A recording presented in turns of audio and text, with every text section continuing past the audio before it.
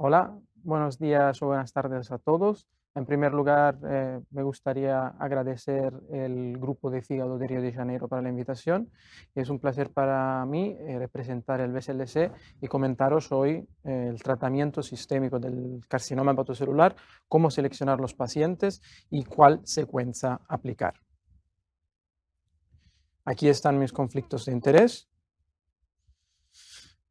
Empezamos de la figura, la última versión del BSLC del 2022 en su totalidad y vamos a ver quién son los pacientes candidatos a tratamiento sistémico.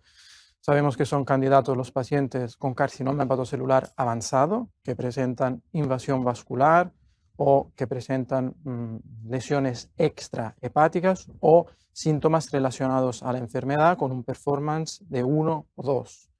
Pero sabemos también que según la última clasificación del BSLC, también los pacientes en estadios intermedios con CHC difuso, infiltrativo o extensión hepática bilobar son candidatos a tratamiento sistémico, así como todos los pacientes que inician tratamiento sistémico según la migración del tratamiento, o sea, que no pueden recibir tratamientos que le pertenecen para el estadio recomendado. En la última versión del BSLC, también, como podéis ver, se resumen todos los tratamientos sistémicos que han demostrado beneficio en supervivencia. Aquí os enseño la aplicabilidad de la nueva clasificación del BSLC en los pacientes con estadios intermedios y fuimos a mirar de los pacientes que habían empezado sorafenib en el BSLC en Barcelona entre el 2008 y el 2019, cuántos eran BSLC-B de entrada. Y de los 351, el 45,6% eran BSLC-B. Y de estos, el 28,8% eran pacientes que eran naive, que no habían recibido tratamiento y que empezaban tratamiento sistémico de entrada y por lo tanto pertenecen a este grupo de pacientes. Al mismo tiempo, de los pacientes BSLC-B, el 71,2% habían ya recibido tratamientos sistémicos previos, la mayoría de las veces quimioembolización, y por lo tanto empezaban tratamiento sistémico según el concepto de la progresión intratable. Esto es el escenario de los tratamientos sistémicos del 2022 y os enseño cuáles son las recomendaciones del BSLC. Vamos a ver, en primera línea sabemos que tanto la tezolizumab con bevacizumab que el tremelimumab, durvalumab, han demostrado beneficio en supervivencia en comparación del sorafenib. Al mismo tiempo, hay resultados de la tezolizumab cabozantinib, del análisis intermedio, que pero está basado en el progression free survival y ha salido positivo, mientras la supervivencia global, el overall survival, ha salido negativa. Es muy poco probable que se pueda alcanzar el objetivo primario de la supervivencia y en esta manera, esta opción al día de hoy no la tenemos. Entonces, en primera línea tenemos estas dos opciones, pero en caso que no sea posible realizar este tratamiento por comorbilidad o porque no tenemos estos tratamientos en nuestro entorno, lo que podemos ofrecer a los pacientes son el sorafenib, el lenvatinib o el durvalumab, igualmente en primera línea. El sorafenib demostró beneficio con los dos ensayos en 2008, el SHARP Trial y el Asian Pacific, mientras el lenvatinib y el durvalumab recientemente se han demostrado no inferiores al sorafenib. En caso que no tengamos tampoco estos tratamientos para ofrecer al paciente o que los pacientes por comorbilidades no puedan realizarlos, la recomendación del BSLC es de empezar a los pacientes e incluirlos en los ensayos clínicos. Muy bien, vamos a ver tratamientos en segunda línea.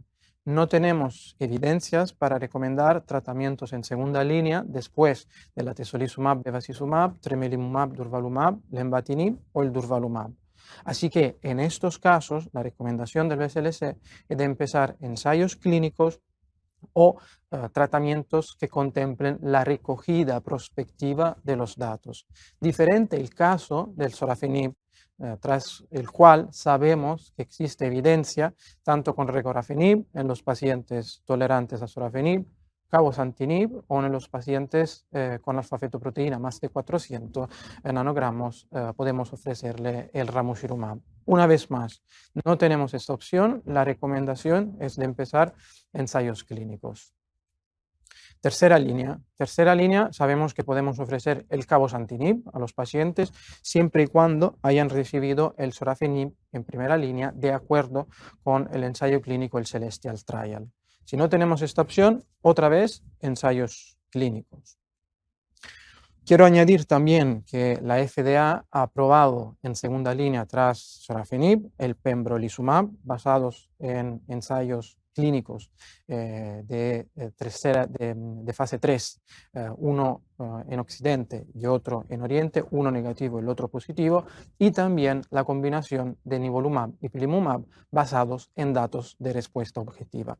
Pero una cosa muy importante que está en las recomendaciones del BSLC es que se pueden utilizar y proponer a los pacientes alternativas de secuenciación de tratamientos diferentes a los planeados, especialmente una de estas es la secuenciación de sorafenib, lenvatinib o durvalumab en segunda línea tras atezolizumab, bevacizumab o tremelimumab, durvalumab, que de facto en muchos centros se hace esta opción. Muy bien. Ahora vamos a ver de los ensayos clínicos en primera línea las características de los ensayos. En esta tabla está resumido el ensayo clínico, el tipo de medicamento en la rama experimental y en la rama control, que es siempre el sorafenib, y el diseño del estudio, que es en algunos casos de superioridad, en otros de no inferioridad. Aquí están reportadas la supervivencia y las medianas de supervivencia en cada ensayo y también en la rama control. Y aquí también los datos de respuesta objetiva, de progresión y de discontinuación por eventos adversos. Si vemos esta tabla en conjunto, podemos sacar algunas informaciones relevantes para comentarlas al paciente, pero nunca podemos hacer una comparación entre los ensayos en términos de supervivencia, porque los pacientes incluidos en los ensayos son diferentes. Muy bien, entonces, si sabemos esto, ¿cómo podemos seleccionar el tratamiento en primera línea? Aquí están reportados los tratamientos que he comentado antes que podemos ofrecer a los pacientes, pero ¿cuáles son los parámetros a considerar de paciente a paciente? Primera cosa, es la disponibilidad de los medicamentos. Tenemos que ver qué podemos ofrecer en nuestro entorno a los pacientes y esto es probablemente uno de los factores limitantes más relevantes. Segundo, cosa muy importante, las características de los pacientes, las comorbilidad de los pacientes, que está muy ligado esto al perfil de seguridad de los medicamentos. Otros factores, las características de los tumores y sobre todo lo que llamamos los valores de los pacientes, porque algunos podrían preferir hacer tratamientos orales o otros tratamientos endovena. Ok, empezamos de las características de los pacientes y del perfil de seguridad. En esta tabla están resumidas las más frecuentes comorbilidades que podemos encontrarnos en la práctica clínica. En la primera columna, la contraindicación o menos a empezar el tratamiento sistémico. En la última parte, en verde, los pacientes que pueden empezar sin duda los tratamientos. Y en el medio, los casos en los cuales tenemos que valorar caso de paciente a paciente. Entonces, por ejemplo, una hipertensión arterial no controlada es un criterio de exclusión de la mayoría de los ensayos y por lo tanto esos pacientes no son candidatos al tratamiento sistémico, mientras la ausencia, evidentemente, de hipertensión arterial configura el cuadro de un paciente candidato. En la parte intermedia podemos ver que hay pacientes que necesitan de uno o más medicamentos y, por ejemplo, el caso de considerar que el REFLECT trial del lenvatinib excluía pacientes que necesitaban de más de un medicamento para controlar la presión arterial. Infarto del miocardio, otro ejemplo, en la mayoría de las veces el límite de 6 meses es aquellos que utilizamos para incluir o no pacientes en un tratamiento sistémico. Pero hay que decir dos cosas. El ensayo clínico Himalaya con durvalumab, tremelimumab, no excluía pacientes de este perfil y sobre todo el mecanismo de acción de dos inmunoterápicos puede sugerir la mejor elección de este tratamiento en pacientes que han tenido infarto del miocardio o que en el Limbrave con atezolizumab, bevacizumab se excluían pacientes solo con 3 meses de infarto del miocardio. Y después hay otras comorbidades frecuentes que os enseño aquí en la tabla, pero como resumen en línea general, tenemos que valorar muy bien el perfil de pacientes para elegir cuál es el tratamiento del cual el paciente se puede beneficiar a lo máximo sin tener problemas de seguridad. Otro parámetro muy importante es evidentemente el riesgo de sangrado. Aquí en esta tabla están reportados los varios ensayos clínicos en primera línea y dos parámetros fundamentales. La necesidad de hacer una gastroscopia antes de entrar en el ensayo y solo el Limbrave contemplaba la necesidad de gastroscopia porque se excluían los pacientes que presentaban varices esofágicas no tratadas o tratadas parcialmente con elevado riesgo de sangrado, cosas diferentes que en los otros ensayos no estaba contemplada. Y también si un paciente ha presentado un sangrado variceal, vamos a ver en los diferentes ensayos el tiempo entre el sangrado y la inclusión variaba en el SHARP Trial y en el REFLECT 1 mes, en el Limbrave 6 meses y en el Himalaya 12 meses. Pero otra vez, vamos a valorar paciente a paciente y si un paciente ha tenido un evento hemorrágico por varices reciente, probablemente esperaremos un tiempo para recuperar para poder empezar tratamiento sistémico. Características de los tumores también pueden ayudarnos en elegir un tratamiento u otro. Vamos a ver que algunos factores como la afectación hepática más del 50%, la invasión de la vía biliar o de la rama principal de la porta eran factores de exclusiones para el REFLECT Trial que incluía pacientes en tratamientos con el envatinib y por lo tanto no podemos recomendar con evidencia este tratamiento. Igualmente en el Himalaya con tremelimumab y durvalumab se excluyeron los pacientes que presentaban afectación de la rama principal de la porta. Factores del tumor entonces a tener en cuenta, pero en la práctica clínica hay muchos pacientes que no entraban en los criterios de inclusión de los ensayos clínicos, lo que podemos comentar como poblaciones especiales. Por ejemplo, los pacientes descompensados, o sea, con función hepática de Child-Pugh B o C, se han excluido en todos los ensayos por el riesgo competitivo de muerte relacionados a la enfermedad hepática. Entonces, esos pacientes que en la práctica clínica son muy abundantes, no tenemos evidencias para recomendar tratamientos sistémicos, así como los pacientes con trasplante de órganos, mientras los pacientes con enfermedades autoinmunes se habían excluidos en los ensayos Limbrave e Himalaya porque a base de tratamientos con inmunoterapia. Los pacientes con VIH se han excluido en todos los ensayos.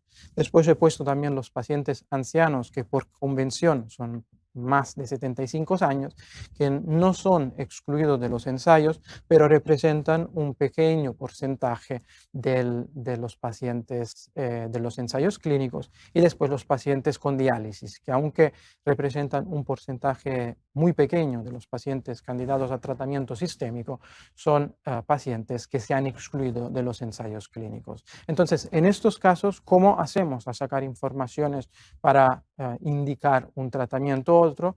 Tenemos que utilizar datos de la práctica clínica y de la real life. Empezamos con los pacientes descompensados. Eso es un topic muy importante. En esta tabla está representada en la primera fila los diferentes medicamentos, el número de pacientes incluidos en los diferentes trabajos de práctica clínica, la mediana de supervivencia y la seguridad. Os enseño los datos del Gideon Study, porque tiene un tamaño muestral muy importante, con más de 600 pacientes, donde los pacientes Child-Pugh-B tenían una mediana de supervivencia de 5,2 meses y el perfil de seguridad no es muy diferente en los pacientes Child-Pugh-B en comparación de los Child-Pugh-A, pero sí que tenían un mayor número de eventos adversos severos. Eso del sorafenib, vamos a ver qué sabemos con el lenvatinib. Hay estudios más pequeños, una mediana de supervivencia de 4,2 meses y tenemos números limitados de las características de seguridad. Hay muchas novedades con la tesolizumab, bevacizumab. Os presento 3 estudios, uno con 5, otro 48 y 37 pacientes. 2 de estos estudios son presentados aún en forma de abstract, y os enseño las medianas de supervivencia de los diferentes estudios, uno de 4,9 meses con estos intervalos de confianza, uno de 6,7 meses y otro de 6 meses con limitados datos en términos de seguridad. Vamos a ver el nivolumab. ¿Por qué pongo el nivolumab aquí? Aunque sabemos que el nivolumab no ha demostrado beneficio en supervivencia en primera línea con el ensayo CheckMate 459, que es un ensayo negativo que ha comparado el nivolumab contra el sorafenib. Pero hay un estudio con 25 pacientes, que es un ensayo clínico de fase 1-2, una rama del CheckMate 040, con una supervivencia aparentemente muy buena, 9,8, pero si veis los intervalos de confianza son muy largos, y esto porque el tamaño muestral es muy pequeño. Tenemos también datos de seguridad, con un 33% de los pacientes que presentaban eventos adversos de grado 3 o 4. Y por último, he puesto también el Best Supportive Care. ¿Vale?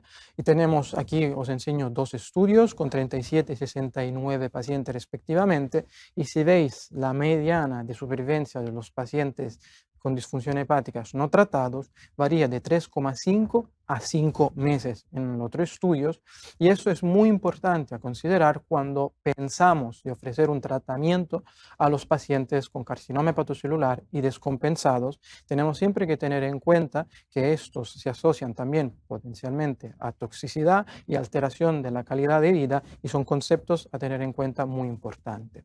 Pero como resumen general de esta diapositiva, sabemos que necesitamos de estudios prospectivos muy bien diseñados en grupos de pacientes seleccionados para definir si los pacientes descompensados realmente se benefician de tratamientos sistémicos, porque todos esos estudios que os he enseñado, que les he presentado, no contemplan la supervivencia de acuerdo con la carga tumoral, el performance status, o también con el tipo de descompensación previas que los pacientes habían recibido.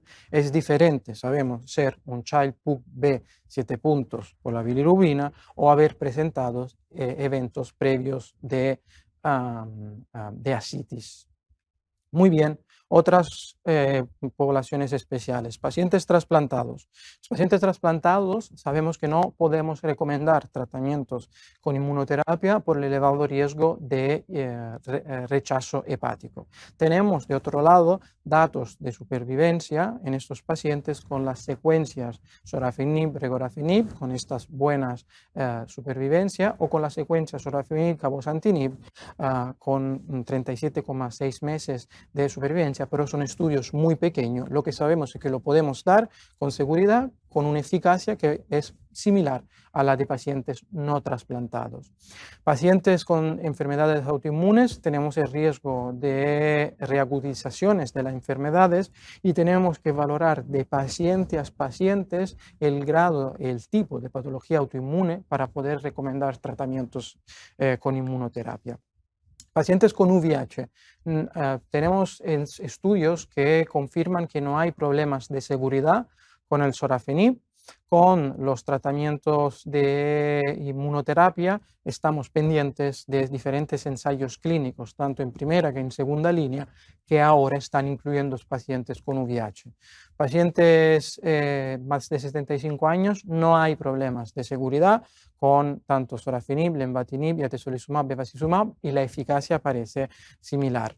Y en cuanto a los pacientes con diálisis, sabemos que el sorafenib es seguro y eficaz en los pacientes con diálisis, mientras tenemos menos datos con la inmunoterapia, específicamente en los pacientes con carcinoma hepatocelular.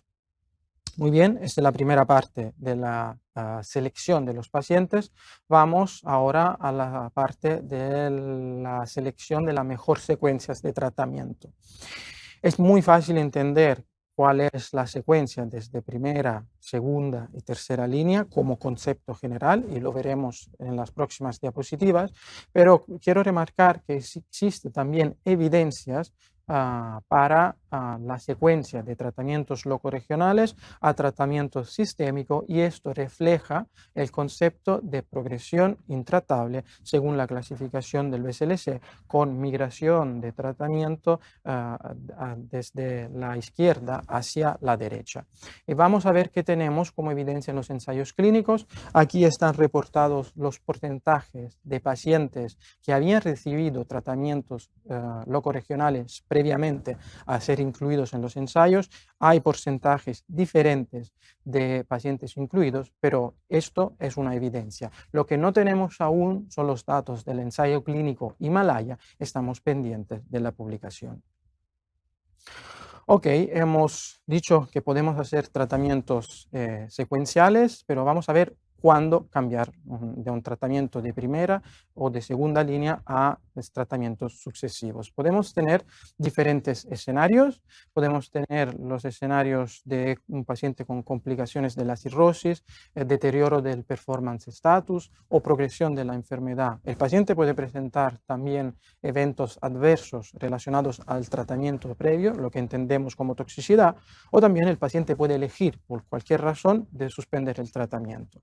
Entonces, el cuadro de progresión sintomática, o sea, de progresión asociada a deterioro del performance status con síntomas relacionados al tumor o una descompensación hepática, contraindican el inicio de un tratamiento en segunda línea, porque estos pacientes no se beneficiarán.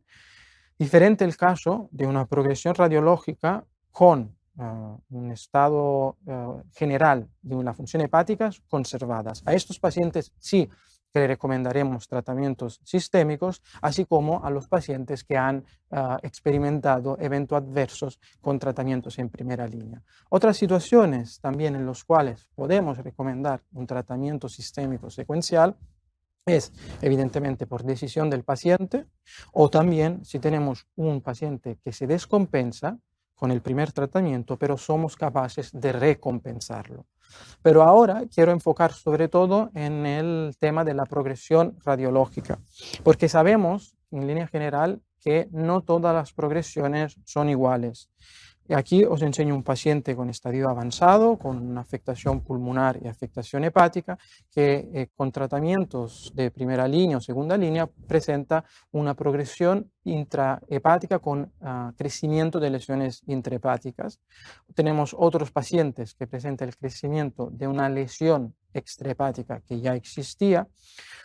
Un paciente que presenta nuevas lesiones intrahepáticas y finalmente el cuadro de nuevas lesiones extrahepáticas. ¿Por qué es muy importante esto? Porque no todas las progresiones son iguales y sabemos que esto configura el concepto de patrón de progresión, que se demostró por primera vez bajo tratamiento con sorafenib, con un estudio de la doctora Reggio en 2013, y veis de las curvas de supervivencia cómo los pacientes que presentan nuevas lesiones extrahepáticas o nueva afectación vascular son los pacientes que tienen un pronóstico peor, con la curva de supervivencia más abajo.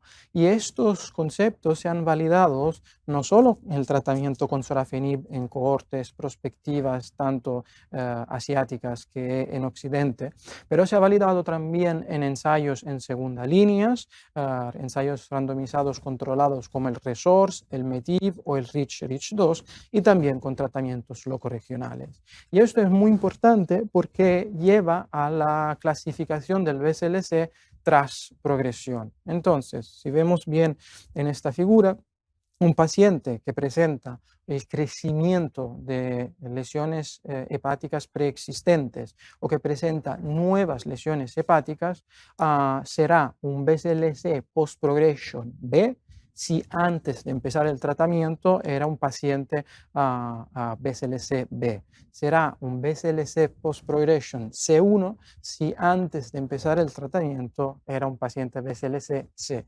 De otro lado, a la parte derecha de la figura, un paciente que presenta nuevas lesiones extrahepáticas o nueva afectación vascular, independientemente del suyo BSLC antes de empezar el tratamiento, será siempre un paciente BSLC post-progression C2. Y eso es muy importante porque cambia un poco el enfoque clásico de tratamientos de segunda línea y cuándo pasar a tratamientos. Entonces, el enfoque clásico considera cualquier tipo de progresión igual siempre y que el paciente esté compensado y con buen estado general. Porque si el paciente está descompensado o no presenta buen estado general, será un deterioro clínico y candidato a tratamiento de Best Supportive Care. Si el paciente está bien, tanto en función que en estado general, será evidentemente candidato a tratamiento de segunda línea, esto según el enfoque clásico. Pero hemos dicho que no todas las progresiones son iguales y por lo tanto vamos a ver cuál es el abordaje que tenemos en el BSLC. Entonces tenemos un paciente con progresión, pero tenemos que considerar, además de la progresión, la tolerancia, las condiciones clínicas y la función hepática. Y tenemos estos diferentes escenarios. Paciente descompensado, este paciente candidato a Best Supportive Care. Un paciente que presenta una progresión desfavorable con nuevas lesiones extrahepáticas, afectación vascular, es un paciente que sí es candidato a tratamiento de segunda línea. Y después hay el concepto de progresión marginal, pequeñas progresiones intrahepáticas. Por ejemplo, en estos casos los pacientes se puede considerar tanto tratamientos de segunda línea o mejor considerar de seguir el tratamiento tras progresión si los pacientes tienen buena tolerancia de estos tratamientos. Y otra posibilidad muy importante a tener en cuenta ahora con los tratamientos con inmunoterapia es el concepto de pseudoprogresión y por eso se puede considerar en estos casos el tratamiento tras progresión. Solo dos conceptos que quiero comentar de las progresiones con inmunoterapia. El concepto de hiperprogresión, o sea, una progresión muy rápida después de empezar el tratamiento con inmunoterapia. No existe una definición universal. En datos generales, alrededor del 10% con inmunoterapia, mientras con los pacientes con hepatocarcinoma hay datos de 2,7%, pero estos datos siempre tenemos que tomarlo con mucha cuidadosidad porque son datos un poco débiles. Y del otro concepto, la pseudoprogresión, o sea, observamos un inicial crecimiento tras empezar tratamientos con inmunoterapia que después no se confirma en las siguientes pruebas de imagen con estabilidad o también con la mejoría y la reducción del tamaño de la lesión, aunque no tenemos muchos datos en pacientes con hepatocarcinoma. Entonces, con todo este cuadro general que os he enseñado antes de opciones de primera y segunda y tercera línea, ¿cómo hacemos hacer la secuenciación, sobre todo tras la opción del tezolizumab, bevacizumab o tremelimumab, durvalumab, donde sabemos que no tenemos evidencias? Bueno, otra vez hacemos el ejercicio de considerar diferentes factores, las características de los pacientes, por ejemplo. Entonces, si un paciente tiene un deterioro del estado general o también eventos evolutivos que se han producido después de haber hecho el tratamiento en primera línea, las características relacionadas a tratamientos previos, o sea, qué tipo de medicamento ha recibido, en qué línea ha recibido el tratamiento y cuáles son las toxicidades que el paciente ha experimentado en las líneas previas. Como dicho, los pacientes que presentan enfermedades autoinmunes no serán candidatos a inmunoterapia y los pacientes trasplantados, si os acordáis la diapositiva anterior, sabemos que se pueden beneficiar de tratamientos con regorafenib o cabozantinib después de haber recibido sorafenib. Pero tenemos que tener en cuenta también las características de los tumores. Sabemos que los pacientes con más de 400 de alfa-feto son candidatos a ramucirumab. Podemos pensar de alguna manera el mecanismo de acción, o sea, de cambiar el mecanismo en comparación del tratamiento previo, aunque estos datos no están fundamentados de ninguna evidencia. Y sobre todo, lo más importante, como siempre, es qué medicamentos tenemos disponibles. Poco sobre la tesobeva. Aquí os enseño las guías clínicas del tratamiento sistémico europeas, del position paper de la ISEL. Como podéis ver, después de atezolizumab, bevacizumab, no hay evidencia para recomendar tratamientos, pero sí que se pueden recomendar tratamientos off-label en algunos casos, como sorafenib, lenvatinib, aunque no existan evidencias, ¿vale? Aquí os presento también los mismos conceptos de la Sociedad Americana, la ASCO Guideline, que recomiendan sorafenib, lenvatinib, cabozantinib o regorafenib después de atezolizumab, bevacizumab, pero si os fijáis, la calidad de la evidencia es muy baja porque no tenemos datos. Entonces, necesitamos de estudios prospectivos para poder saber si la eficacia, la seguridad de esos medicamentos, como SORA y LENVA, se mantiene también después de atezolizumab, bevacizumab. Y esta es la última diapositiva. ¿Cuáles son los factores entonces que tenemos que tener en cuenta más allá de la supervivencia? Aquí está reportado en la parte izquierda, con las bolitas de color diferente, algunos factores, como por ejemplo la seguridad, el mecanismo de acción, las tasas de respuesta, datos en la vida real o, por ejemplo, los datos de la calidad de vida de los pacientes. Entonces, cada médico podrá dar diferente peso a cada uno de estos parámetros, como podemos ver en esta figura. Cada P representa un médico diferente, donde el médico responsable puede dar diferente prioridad a uno o estos factores. Pero lo que creemos que es lo más importante de todo es compartir con el paciente todos los datos y las razones por lo cual se va a recomendar un tratamiento u otro y a realizar una decisión compartida del tratamiento. Y esta era la última diapositiva. Esta es la figura, la foto del BSLC de este año. Como podéis ver, hay diferentes figuras profesionales, tanto hepatólogos, radiólogos, cirujanos, anatomopatólogos, enfermeras sobre todo, y con los cuales es un placer trabajar todos los días. Muchas gracias. Olá, bom dia a todos. Sou o Dr. Wilson de Lemos Júnior, sou membro titular da Sociedade Brasileira de Hepatologia, sou também mestre em Ciências Médicas pela UFRJ, na área de hepatologia, e é com muito prazer e com muita honra, e eu agradeço a organização do Grupo de Fígado do Rio de Janeiro para estar aqui com vocês, conversando com um tema realmente muito empolgante, que é o tratamento do hepatocarcinoma. E para a gente conversar sobre isso, nós temos aqui o Dr. Marco Sanduzzi Zamparelli. Ele é hepatologista do BCLC de Barcelona e também tenho o prazer de estar com um amigo que a hepatologia me deu, que é o Dr. Hugo Amaral da Silva. Ele é membro titular da Sociedade Brasileira de Hepatologia e da Federação Brasileira de Gastroenterologia e coordenador do Ambulatório de Hepatologia de Barra Mansa. Eu gostaria de iniciar com uma pergunta para o Dr. Marco. Antes de mais nada, parabenizá-lo pela aula, realmente foi extremamente didática, baseada em trabalhos científicos em relação ao tratamento da quimioterapia sistêmica do hepatocarcinoma. Mas eu queria iniciar com uma pergunta para ele em relação à associação da quimioembolização com a quimioterapia sistêmica.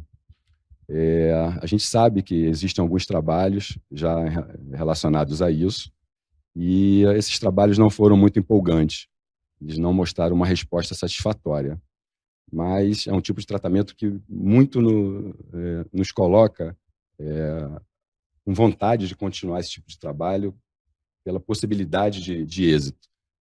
Doutor Marco, você acha que existe ainda espaço para continuar estudos sobre esse tipo de tratamento combinado?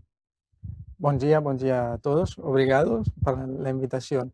Es un tema muy importante, eso de la combinación de la quimioembolización con los tratamientos sistémicos, pero como ya has dicho, hay muchos ensayos clínicos que han demostrado que es un tratamiento que no es eficaz, tanto si hablamos de sorafenib, tanto si hablamos de orlatinib, combinados con la quimioembolización, no han demostrado ninguno beneficio en términos de supervivencia. Tampoco el Tactics Trial, que se ha publicado hace poco, ha resultado positivo. Entonces, no tenemos ninguna recomendación en este sentido, ninguna evidencia para recomendar este tratamiento combinado. Otra cosa para el futuro, que sí es relevante, es que ahora se intenta combinar dentro del contexto de ensayos clínicos inmunoterapia con quimioembolización o también inmunoterapia más bevacizumab más quimioembolización, y esto es el ejemplo del Emerald Trial que está ahora en marcha, pero al día de hoy no tenemos ninguna evidencia para poderlo recomendar. Perfeito. Muito obrigado. Doutor Hugo, com a palavra. Gostaria de agradecer, em primeiro lugar, a comissão organizadora, o João, a figura do João, Marcelo. É uma honra estar aqui ao lado do professor Marco, de Barcelona. E, como sou do interior, como você também é, Wilson, nós temos a obrigação de detectar precocemente o tumor antes de chegar nessa fase avançada. E é imprescindível a nossa atuação em fazer o screening, né? Mas, quando nós chegamos nessa parte já avançada do PSLC, a gente nos surpreende quanto houve uma evolução terapêutica nesses últimos 6, 7 anos, né? Então, eu me lembro muito bem do início da primeira linha, o sorafenib, eu fazia muito, e os outros maiores mandava lá para o ambulatório do do Hospital dos Servidores com a Cássia. E agora me surpreendo muito com a imunoterapia, né, a eficácia. E aí eu fui estudar um pouco o tema e eu fiz algumas observações que eu gostaria que o professor Marco me respondesse. Foge até um pouco da linha da apresentação, mas eu acho que é mais profundo do que seria em nível molecular até.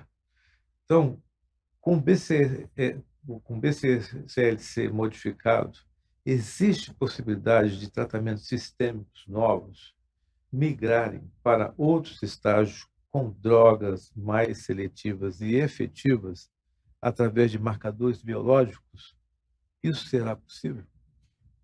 Ok, a ver, empezamos con el tema de tratamientos sistémicos en estadios diferentes del estadio avanzado, y como enseñé en la presentación, sí que es posible hacer tratamientos sistémicos en estadios más precoces y sobre todo en los pacientes con BCLC-B, porque si veis la clasificación hay un último grupo que son candidatos de entradas a tratamiento sistémico, y después hay pacientes que son candidatos a tratamiento sistémico según la migración de tratamiento. Entonces, la primera pregunta es sí que se puede hacer para estos pacientes. Otra cosa es en pacientes candidatos de entrada a quimioembolización. A estos pacientes de momento seguimos recomendando la quimioembolización, pero hay ensayos clínicos en marcha que están comparando la eficacia de la quimioembolización contra tratamiento sistémico, por ejemplo, atezolizumab, bevacizumab. Y esto el caso del ABC Trial, que es un ensayo del cual el profesor Jordi Bruch, el investigador principal. Entonces, para esto tenemos que esperar nuevas informações. Doutor Marco, vamos trazer o hepatocarcinoma um pouco para a nossa prática clínica. Sim. A gente sabe que o último BCLC trouxe para a gente a possibilidade de um tratamento mais individualizado, onde abre um pouquinho as possibilidades de tratamento, de acordo com cada caso e o que você tem no seu serviço. E mostra também que amplia o impacto do tratamento loco-regional, tá? Tanto da ablação e principalmente da quimioembolização. Então, em algumas situações, a gente tem alguns pacientes que saíram do critério de Milão, que não tem indicação de transplante, e que a gente indica a quimioembolização com lesões muito grandes, lesões de 6, 7 centímetros, às vezes até 8 centímetros ou mais, e a quimioembolização, a radiologia intervencionista, evoluiu tanto que a gente está conseguindo diminuir esses tumores até o critério de Milão para a gente transplantar. Então, em relação a isso, eu tenho duas perguntas para você. Uma vez que a gente consegue diminuir grandes tumores do critério de Milão e transplantar, qual o valor disso, sabendo que a biologia desse tumor tem grande chance de ser uma biologia ruim, que poderá ter impacto na sobrevida negativa pós-transplante? E esses tumores grandes, que a gente não consegue fazer um downstage, em que momento a gente indica a quimioterapia sistémica? Muy bien, muchas gracias por las preguntas. A ver, sí que se contempla el downstaging y es algo muy importante, pero lo que siempre se dice es que se tienen que tener en cuenta los criterios locales de acceso a trasplantabilidad, porque no se pueden dar normas generales. Por tumores muy grandes es verdad que puede haber el riesgo, evidentemente, de recurrencia. Entonces, lo que normalmente hacemos en Barcelona es, uno, considerar la biología tumoral, la alfa-fetoproteína, tanto antes del tratamiento, que sobre todo la reducción de la alfa-fetoproteína con el tratamiento con la quimioembolización. Y la otra cosa es tener por lo menos 6 meses de tiempo entre el tratamiento y el trasplante, porque esto nos puede ofrecer informaciones sobre la biología tumoral. Esto en cuanto al downstaging. En cuanto a la segunda pregunta, ¿cuándo pasar a tratamiento sistémico? Es lo que está dentro del concepto de progresión intratable. Es decir, si nosotros tratamos un paciente con quimioembolización y obtenemos respuesta, el tener nuevas progresiones no siempre implica la necesidad de pasar a tratamiento sistémico, porque pequeños nódulos intrahepáticos que aparecen dentro del hígado nos permiten de ofrecer otra vez el tratamiento con quimioembolización. Es diferente si tenemos una progresión muy importante o una nueva lesión extrahepática o afectación vascular. Entonces, esto es el concepto de progresión intratable que tiene que ser valorado muy bien con los radiólogos intervencionistas en comités multidisciplinares. Bom, seguindo minhas perguntas, em relação à imunoterapia, existe a possibilidade de medicamentos mais eficazes para a monoterapia no futuro, con mejor entendimiento de la biología tumoral? Bueno, es una pregunta muy interesante porque todo lo que se está haciendo en los ensayos clínicos es intentar tener biopsias del tumor y del microambiente tumoral. Al día de hoy, en carcinoma hepatocelular, no tenemos datos para poder recomendar un tratamiento u otro. Por ejemplo, el caso de la expresión tisutal del PD-1 y PDL-1, que con tratamientos con nivolumab no ha demostrado que pacientes responden mejor o peor.